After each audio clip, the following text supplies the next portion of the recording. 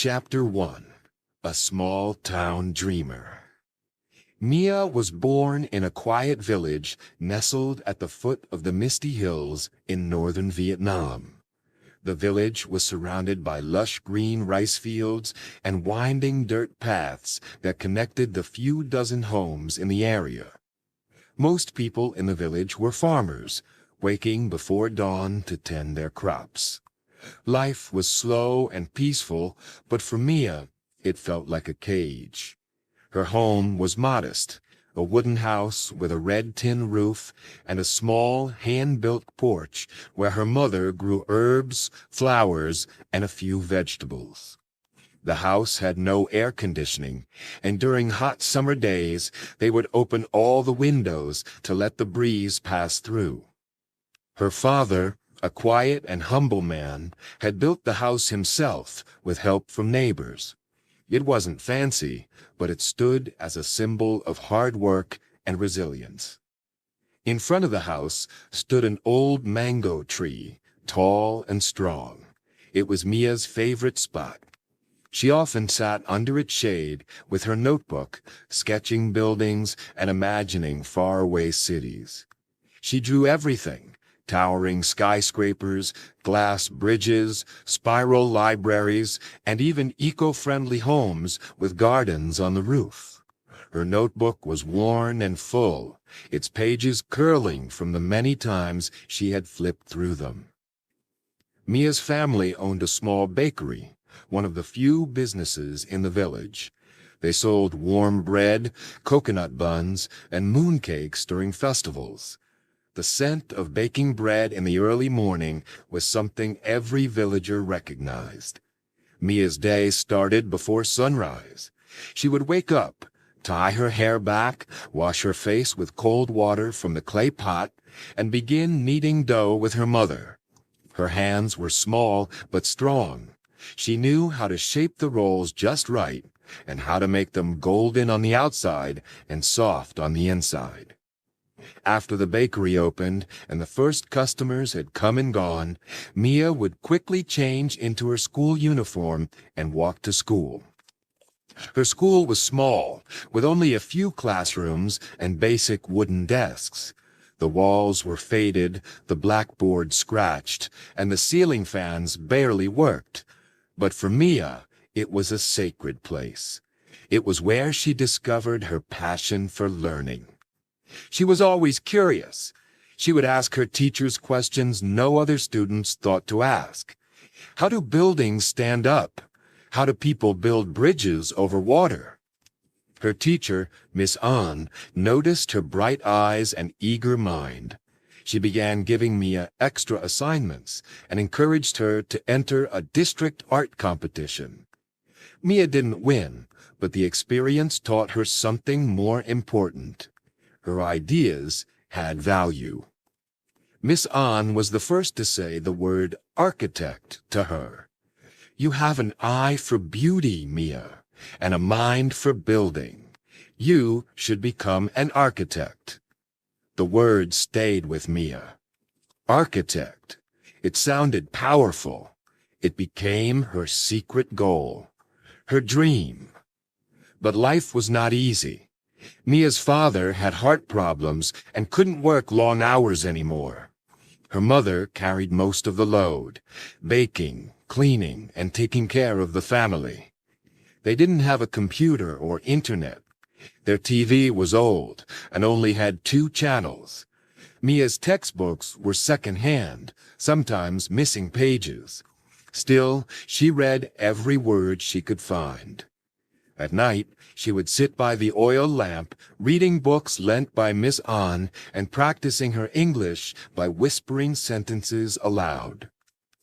When she got tired, she would sketch until sleep took over. Her drawings were her escape, her hope, her way out.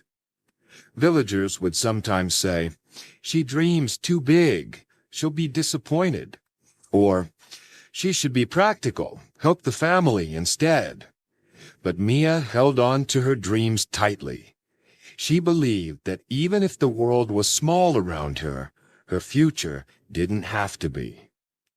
She didn't know how she would get there, but she made herself a promise. She would try, no matter what it took. Chapter 2. The First Step. When Mia turned 18, she knew the time had come to take the real first step toward her dream.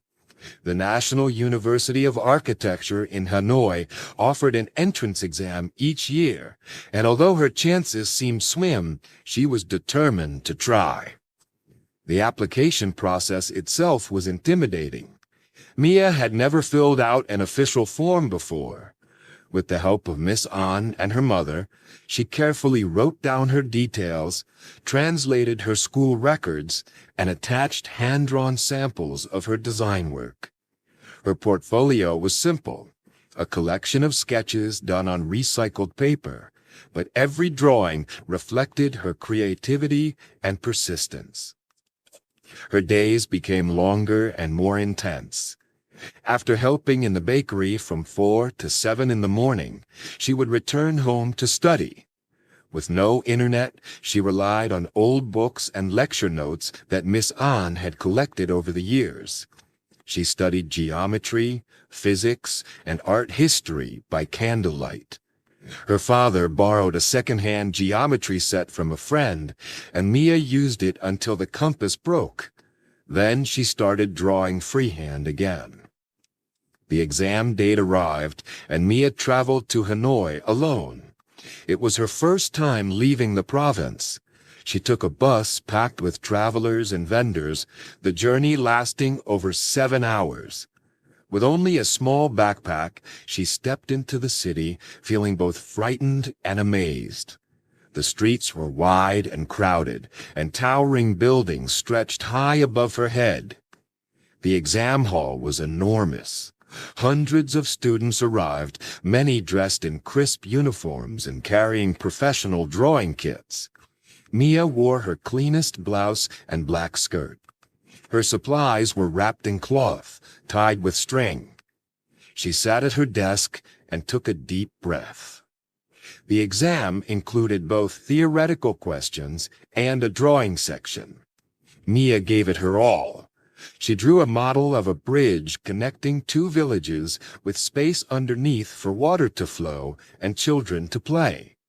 Her pencil moved with purpose, her mind filled with images from home. 2 weeks later, the results came. Her name wasn't on the list. It was a hard moment. Her chest felt tight, and her dreams seemed to collapse around her. That night, she walked to the top of the village hill and sat silently under the mango tree. The stars blinked above her, as they always had. She cried, not just for herself, but for the weight she carried, the effort her parents had made, and the hope she had nurtured. But the next morning, she got up and returned to the bakery. She told her parents, "I'm gonna try again." Over the next year, she worked harder than ever. She saved every dong she could. She taught art to younger children, created handmade greeting cards to sell at markets, and continued to study at night. Miss An helped her connect with a retired architect in the nearby town who offered her occasional feedback on her designs. Her parents supported her in every way they could. Her mother packed extra food on days when she traveled for tutoring. Her father, though often tired, helped her build small-scale models with scrap wood. When the next exam season arrived, Mia applied again. This time, her confidence was stronger. She had more experience, better drawings, and a heart that had been tested, but not broken. And this time, the letter read, "Congratulations, you have been accepted." Her entire family cried together, holding the acceptance letter like a sacred treasure. Mia knew this was just the beginning, but for the first time, she could truly see the path ahead. Chapter 3. City Life.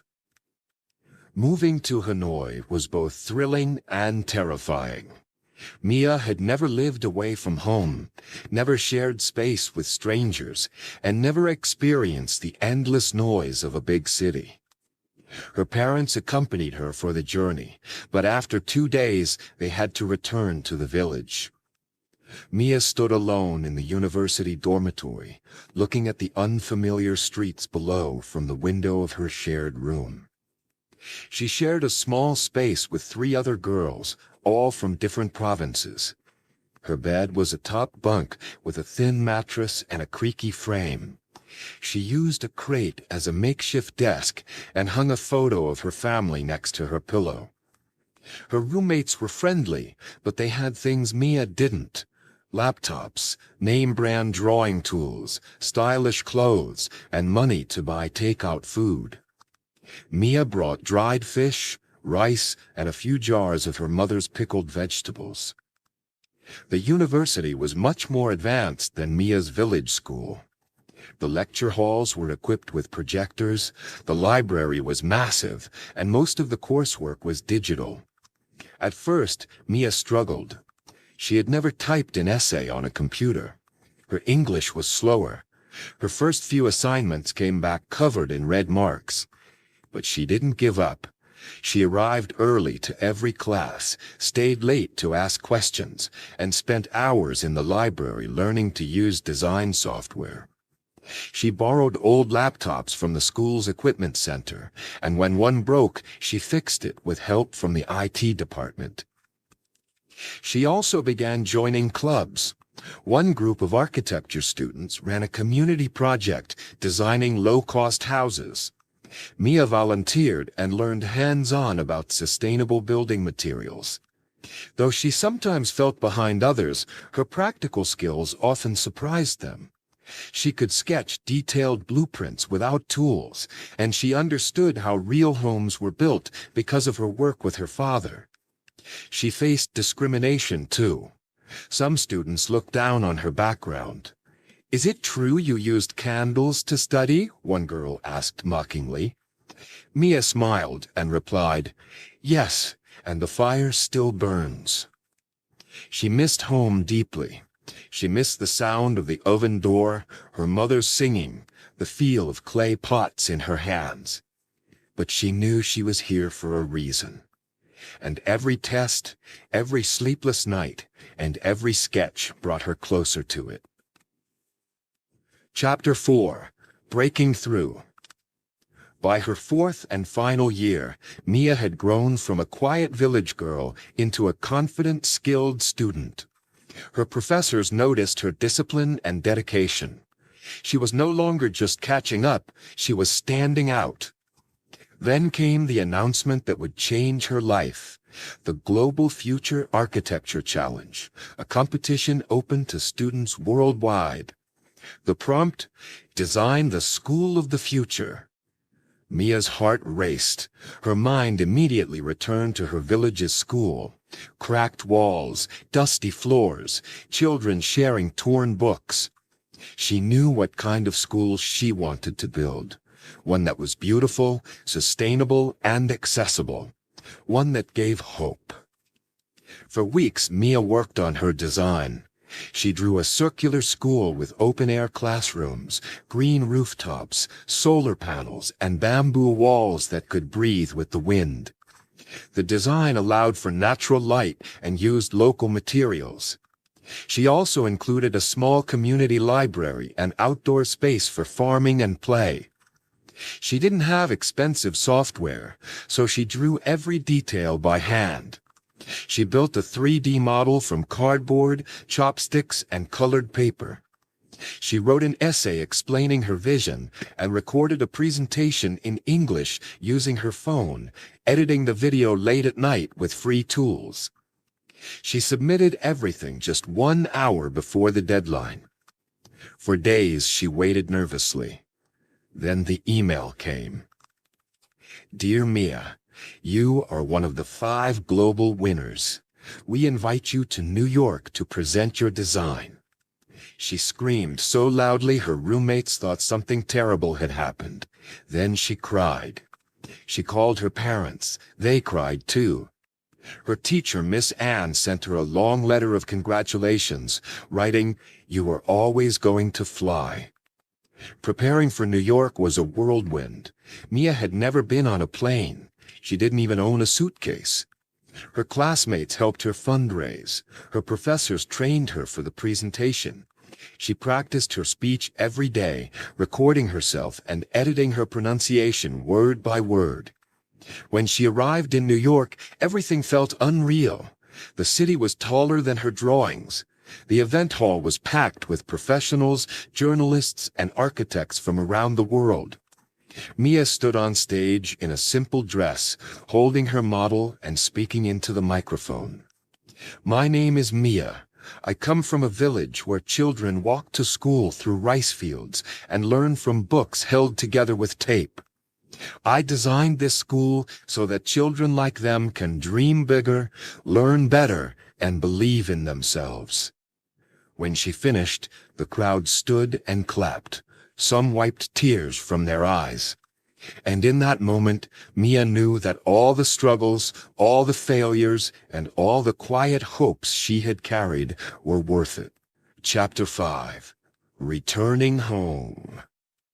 After the applause faded and the lights dimmed at the international conference, Mia stood quietly at the edge of the stage. The crowd was dispersing, but inside her heart, emotions still surged like waves crashing on a distant shore. She wasn't thinking about the cameras or the congratulatory messages waiting in her inbox. She was thinking about the old mango tree in her village, the cracked chalkboard at her school, and the warmth of her parents' smiles. In the days that followed, she received offers. Prestigious architectural firms in Singapore, Seoul, even a leading firm in New York offered her a junior position with an impressive salary and mentorship program.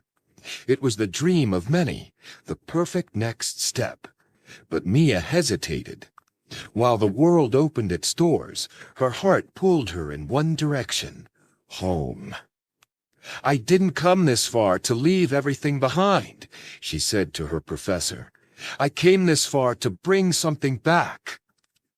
Returning to Vietnam, Mia felt like both a traveler and a child again.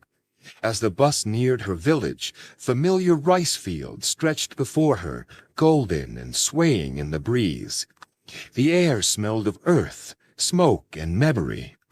Her mother met her at the roadside with tears streaming down her face, and her father, thinner than before but still standing proud, clasped her hands in his own, calloused but gentle. News of her return spread quickly. Neighbors, elders, and even children came to greet her. They asked about the planes, the foreign food, and the tall buildings. But most of all, they asked what she planned to do next. Mia's answer was simple: build. Using a portion of her prize money, she opened a small but modern architectural studio in the nearby town. She named it Roots and Wings, a tribute to her upbringing and the journey she had taken.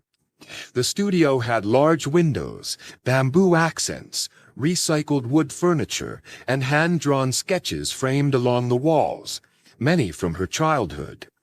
But Mia didn't just want to design buildings. She wanted to reimagine how rural development worked. She traveled across districts, meeting with village leaders, educators, and families. She asked questions, listened deeply, and took notes. What did they need? What could they afford? What materials were available locally? How could tradition and modern needs work together? Her first major project was the one closest to her heart: rebuilding her childhood school. The original building was aging and unsafe. Walls were cracked, and the roof leaked during monsoon season. There were no fans, poor lighting, and barely any supplies. She decided not to renovate, but to rebuild completely. She returned to her competition-winning design, adjusted it to local resources, and presented it to the school board. Some elders were skeptical at first. Her design was unconventional. But Mia invited them to visit the model site she built behind her studio. She walked them through every element: open-air classrooms to reduce energy costs, rainwater collection systems, rooftop gardens, shaded reading corners, and multi-purpose halls for community use. Moved by her vision, the elders approved. Construction began, and Mia insisted on involving the community. She trained young villagers in sustainable construction techniques. Local women helped plant the gardens, while children painted murals on the outer walls of the school. Mia was there every day, carrying bricks, mixing cement, and sketching changes in her worn notebook. It took 14 months. On the day of the grand opening, the village gathered under colorful flags and bamboo arches. Children lined up with flowers in their hands. Mia stood at the gate, welcoming each of them personally. Her former teacher, Miss An, now retired, traveled back just for the occasion. She cut the ribbon with trembling hands, her eyes shining. Inside the new school, everything felt alive. Natural light filtered in through cleverly angled beams. Classrooms had flexible layouts, and books lined the walls. The library had a floor made of reused tiles from the old building, each one a memory preserved. Mia walked into the main classroom and sat at one of the small wooden desks. She ran her fingers along its surface, polished but familiar. A little girl named Hoa approached shyly with a sketchbook in hand. "I want to build houses like you," she whispered. "Can I learn?" Mia smiled, opened the sketchbook, and nodded. "You are all ready." Beyond the school, Mia launched a program called Design for All, which offered free workshops for rural girls. They learned the basics of architecture, sustainability, and digital tools. Each girl received a toolkit, a journal, and a mentor. Many of them had never been told that they could build things, not just with their hands, but with their minds. Mia also partnered with local NGOs to create low-cost housing prototypes using bamboo, clay, and recycled materials. Her designs were not only beautiful, but deeply functional. Homes that stayed cool in summer, resisted floods, and blended with the land. Within 5 years, Mia's impact rippled far beyond her village. Newspapers featured her projects. Universities invited her to speak. Young architects interned at her studio, learning how to combine modern design with cultural wisdom. But fame never changed her. On most mornings, she still helped her mother in the bakery, kneading dough in the pre-dawn quiet. She still sat beneath the mango tree when she needed to think. And on Sundays, she held drawing classes for children under that same tree. Final message. Mia's story is not just one of talent, but of unwavering determination.